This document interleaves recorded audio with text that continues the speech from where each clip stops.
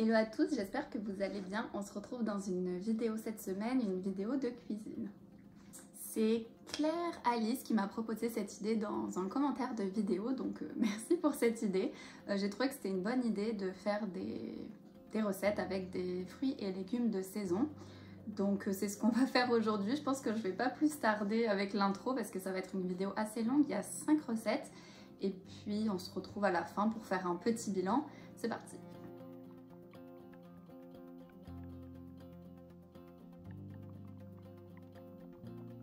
Cette vidéo sera donc en voix off parce que en fait j'ai qu'un petit four, toutes les recettes étaient avec le four, donc il a tourné toute la journée, ça fait un petit peu de bruit, l'avantage c'est que j'ai pas allumé le chauffage, mais donc voilà, donc j'ai déjà fait cuire la courge, c'est une courge butternut, donc je l'ai déjà fait cuire au four je pense 45 minutes à 180 degrés, justement pour que ce soit plus facile à vider, donc je la vide, évidemment je garde l'intérieur, je rajoute de la crème pour que ce soit plus onctueux et de la fourme d'Ambert. Après vous pouvez mettre roquefort, fromage de chèvre, ce que vous voulez. Ne faites pas comme moi, n'oubliez pas de mettre ciboulette, poivre, pas de sel parce qu'il y a déjà le fromage. Mais bref, d'assaisonner avant de remettre à l'intérieur. Et puis j'ai fait un petit trou, tout simplement pour casser l'œuf. Comme l'œuf coule un peu, je pense que ce que vous pouvez faire c'est enlever la partie la plus liquide du blanc, pas mettre le blanc en entier. Évidemment, j'ai pas pensé avant, mais je vous le dis. Et donc ensuite, c'est reparti au four, je pense 15 minutes, pas plus, juste pour cuire le blanc d'œuf et pas le jaune. Et c'est prêt, voilà. Cette texture onctueuse, voilà, je perds mes mots. C'était vraiment très bon.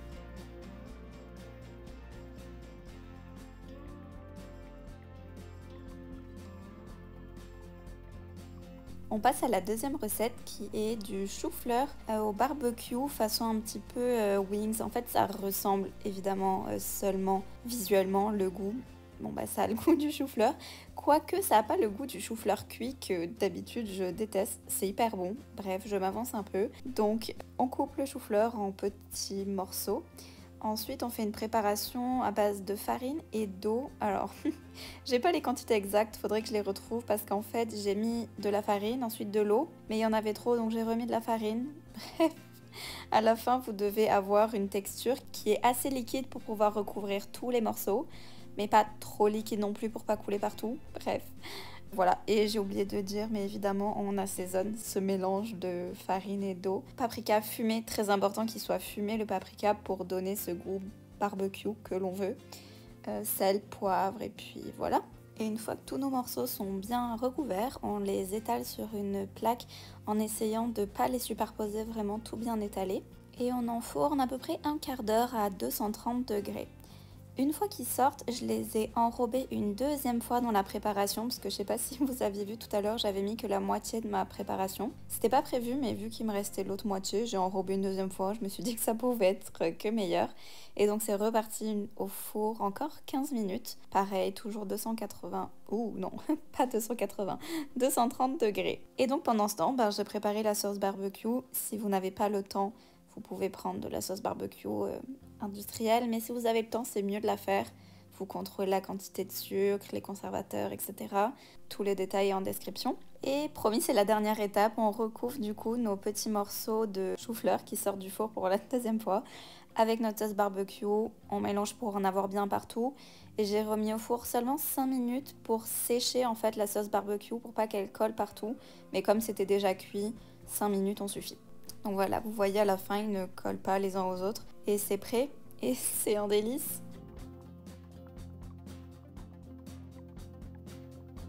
La prochaine recette, ce sont des frites de carottes. Alors j'appelle ça des frites tout simplement parce que je fais exactement la même technique avec des pommes de terre pour faire des frites. Mais c'est simplement du coup des carottes grillées au four. C'est une recette assez simple, mais il faut y penser et j'en avais envie. Donc c'est ce que j'ai fait. Alors je les badigeonne du coup avec un mélange d'huile d'olive, paprika fumé toujours. Je l'ai beaucoup utilisé, mais j'adore ça. Sel, poivre et piment. On mélange bien, on verse sur nos légumes. Ici du coup j'ai utilisé la deuxième moitié de ma butternut de tout à l'heure. Et puis après avoir versé, on se lave les mains et puis on peut en mettre partout. À la main, c'est quand même vachement plus facile. Donc voilà, pour le temps de cuisson, encore une fois, j'ai pas de chrono précis, je suis désolée, mais comme je cuisine tout à l'œil, c'est assez difficile de vous donner un temps précis. Et puis ça dépend de la taille de laquelle vous avez coupé vos carottes. Ça dépend de si vous les aimez plus ou moins croquantes, donc voilà. Puis on va me faire un Tupperware pour la semaine. Et puis ensuite, j'ai rajouté miel et feta. Et voilà.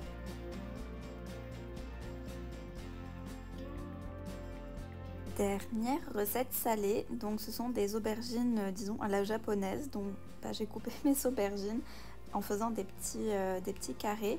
Ensuite j'ai préparé la sauce, donc avec du gingembre, de la pâte de miso, de la sauce soja salée. Vous pouvez en prendre de la allégée en sel pour que ce soit un petit peu moins salé, de l'huile de sésame, des graines de sésame, et voilà, on met cette petite sauce sur les aubergines en mettant bien dans les petits trous qu'on a à couper du coup, et ça part au four, je sais pas combien de temps, jusqu'à ce que ça ait cette texture qui se détache en tout cas. J'ai planté un couteau et puis quand j'ai vu que la texture était bien molle, c'était cuit. Vous pouvez le servir avec du riz, je pense que ça ira très bien. Là je l'ai pas fait parce que j'avais assez cuisiné aujourd'hui.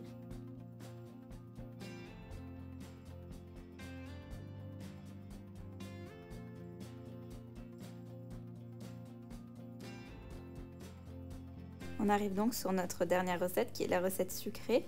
Donc j'ai pris des pommes, j'ai enlevé le centre avec cet appareil, je sais pas comment ça s'appelle. Mais voilà, ça fait un trou au milieu, ça enlève le trognon, c'est très pratique.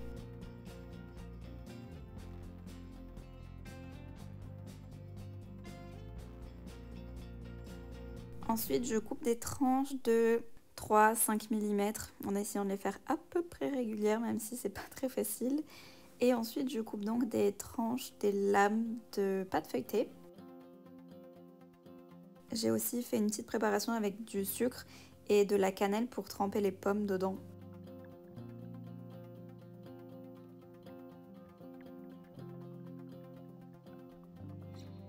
Vous allez voir, j'ai essayé la technique de passer la pâte comme ça au centre à chaque fois. Le problème, c'est qu'au bout d'un moment, ça bloque, c'est très compliqué.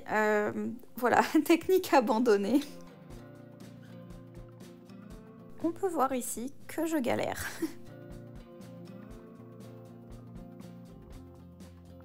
Donc du coup pour les autres, ce que j'ai fait, c'est que j'ai tout simplement enroulé autour de la pomme. J'ai fait le tour entier de la pomme à chaque fois.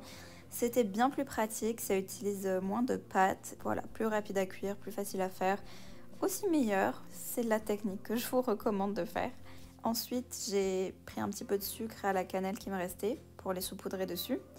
Et donc du coup, je me suis demandé ce que j'allais faire de ce trou, du coup, qui est vide dans ce à la pomme. Et du coup, avec ce à la poire, j'ai mis un carré de chocolat dedans qui se glisse parfaitement dans la texture de la pomme. Et puis, je les ai enroulés de la même façon que la pomme, simplement en faisant le tour de la poire cette fois-ci. Et puis voilà, ensuite, c'est parti au four, je pense, au moins 30 ou 40 minutes à 160-180 degrés. Et voilà. Petit point sur la recette de frites de carottes. Donc j'avais vu cette recette avec du miel par-dessus, mais c'était pour moi un petit peu trop sucré vu que la carotte est déjà sucrée. Donc je pense qu'un truc un petit peu plus acide, genre un vinaigre balsamique, quelque chose comme ça aurait été bien mieux. Du coup, ce que j'ai fait, c'est que au lieu de le manger tout seul dans mon assiette, je l'ai mélangé dans une salade avec, j'avais mis quoi? Du quinoa, je crois, des pousses d'épinards, enfin bref. J'ai fait une salade composée où je les ai mises dedans, de la feta, j'ai remis de la feta. Et c'était beaucoup mieux, donc si vous aimez quelque chose sucré-salé, vous pouvez laisser avec du miel et le mettre dans une salade. Et puis sinon, avec du vinaigre balsamique, ça serait super. Donc ça, c'est pour la première recette. La deuxième recette de courges farcies, on va appeler ça comme ça. Honnêtement, c'était hyper bon. C'était pas aussi beau que ce que j'aurais espéré. L'œuf a grillé sur le dessus, mais dessous, il était coulant encore, le jaune. Donc ça, c'était vraiment cool, c'était trop bon. Pas aussi beau que ce que j'aurais voulu pour la vidéo, mais gustativement parlant, un 10 sur 10. Ensuite, les aubergines à la japonaise, on va appeler ça comme ça. Franchement, je m'attendais pas du tout à ça. Le seul petit détail, c'est que je trouve que c'est un peu salé.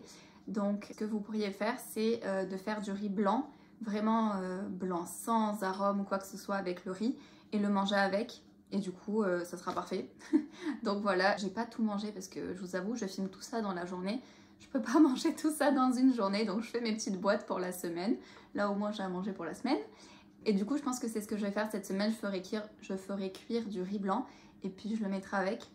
Et donc voilà, très bonne recette aussi, très bonne idée, qui n'est pas la mienne d'ailleurs. Je vous mettrai en commentaire, pas en commentaire, je vous mettrai en description l'Instagram des personnes de qui je me suis inspirée, puisque j'ai pas inventé toutes les recettes. Il y en a que j'ai fait comme elle était présentée sur Instagram, il y en a d'autres que j'ai adapté avec ce que j'avais. Il y a des photos que j'ai vues sur Pinterest et puis j'ai juste fait avec ce que j'avais dans le frigo.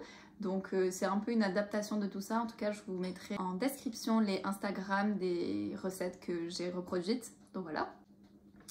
Ouh ma recette préférée de cette vidéo, le chou façon wings, on va dire, barbecue en tout cas. Trop bon, je vous jure, c'est... Essayez, vraiment essayez. S'il y a une recette à reproduire, je pense que c'est celle-là. Je suis pas très fan d'habitude du chou-fleur cuit, je le préfère cru, j'aime vraiment bien cru. Mais cuit d'habitude, pas trop ça. Mais là du coup je me suis dit bon pourquoi pas essayer. Trop bon, c'est vraiment, vraiment... Bref, essayez. Ma recette préférée. Donc pour les petits feuilletés on va dire de pommes ou de poires, les recettes que j'ai vues, en tout cas l'inspiration que j'ai vue, je crois que ça c'était sur Pinterest, je sais plus trop, montrait de faire passer du coup en fait la pâte feuilletée dans le trou à chaque fois. Voilà, je pense que vous l'avez vu dans la vidéo, en faisant passer à chaque fois par le trou la pâte, ça fait un amas, c'est pas facile à faire. Et puis je pense pas qu'un paquet de pâtes comme ça ce soit très bon. Celui que j'ai fait comme ça, je l'ai pas mangé encore.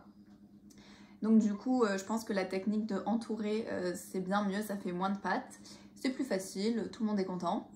Et donc du coup, ce que j'ai fait, donc je me suis dit comment est-ce que je vais remplir ce petit trou au milieu de la poire. Le carré de chocolat avec la poire. Mon préféré, j'aime bien la pomme, j'aime bien pomme cannelle. J'aimais pas la cannelle avant, mais maintenant j'aime bien, donc je trouvais que c'était pas mal comme ça. Ça me fait penser au pain à la cannelle, j'adore ça, mais avec un peu de pomme quoi. Poire chocolat, voilà, je pense que je vais en refaire. Je vais racheter de la pâte feuilletée et je vais refaire poire chocolat. Donc voilà, j'espère que cette vidéo vous aura plu, vous aura donné quelques petites idées de quoi faire avec vos légumes et fruits. Du coup, j'ai voulu faire une petite touche sucrée à la fin, mais il y avait plus de légumes, donc quoi faire avec vos légumes d'automne, c'est plus des légumes d'automne. Dites-moi si ce genre de vidéo vous plaît, est-ce que vous avez envie que j'en fasse à toutes les saisons. Qu'est-ce que je voulais dire? Oui, j'ai fait un post Instagram avec tous les fruits et légumes de saison, enfin tous. J'ai pas fait tous les fruits et légumes, mais avec quelques fruits et légumes de saison, donc en donnant leur intérêt nutritionnel, quelques idées de recettes. Donc je vous laisse aller voir ça sur Instagram, je vous mettrai le nom de mon Instagram sur l'image, il sera aussi en description, vous allez trouver ça. Et puis allez me suivre du coup sur Instagram si c'est pas déjà le cas. Et puis voilà, je vous laisse liker la vidéo si vous l'avez aimée, commenter. Et puis on se retrouve la semaine prochaine.